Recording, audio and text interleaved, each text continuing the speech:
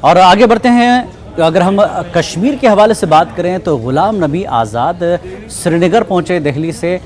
وہ صورتحال جاننا چاہتے تھے، موجودہ صورتحال اس وقت جموں کشمیر کی کیا ہے، لیکن جیسے ہی وہ ایئرپورٹ پر پہنچتے ہیں تو دہلی سے سری نگر کے لیے نکلے، لیکن سری نگر ایئرپورٹ پر انہیں روک لیا گیا ہے۔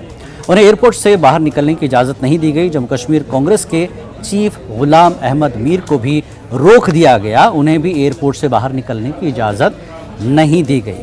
غلام نبی آزاد کشمیر میں پارٹی کارکنوں سے ملاقات کر کے حالات کا جائزہ لینے کا ارادے سے سری نگر پہنچے تھے، لیکن انہیں سری نگر ایئرپورٹ پر ہی روک لیا گیا ہے، اور غلام احمد میر جو کہ ریاستی چیف ہیں کانگریس کے، انہیں بھی سری نگر ایئرپورٹ پر ہی روک لیا گیا ہے۔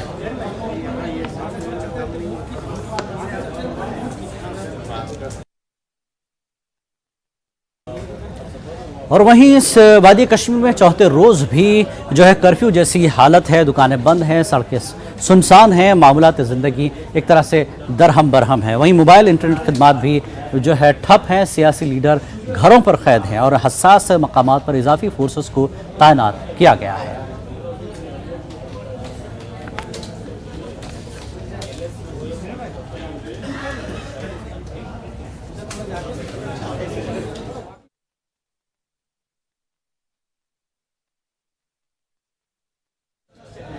اور وہیں کشمیر کے ڈاؤن ٹاؤن میں کرفیو کا اثر جاری ہے، سڑکیں سنسان ہیں، تو اکا دکا گاڑیاں سڑکوں پر ضرور چل رہی ہیں، لیکن کل رات یہاں پر پتھراؤ کے واقعات بھی پیش آئے۔ حالات کا جائزہ لیا ہمارے نمائندے پرویز بٹ نے۔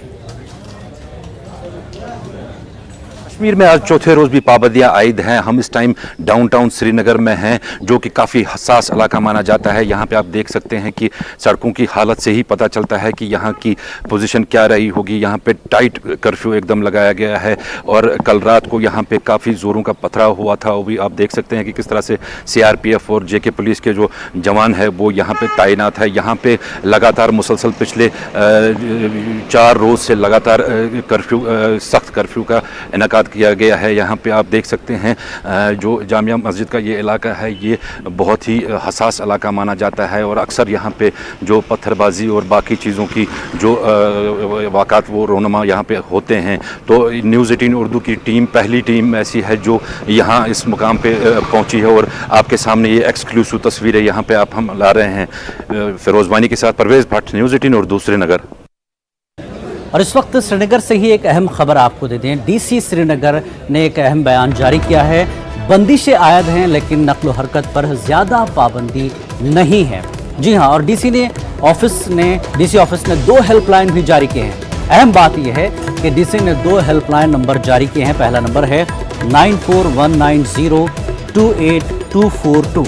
پہلا نمبر ہیلپ لائن نمبر ہے 9419028242، اور دوسرا ہیلپ لائن نمبر ہے 9419028251۔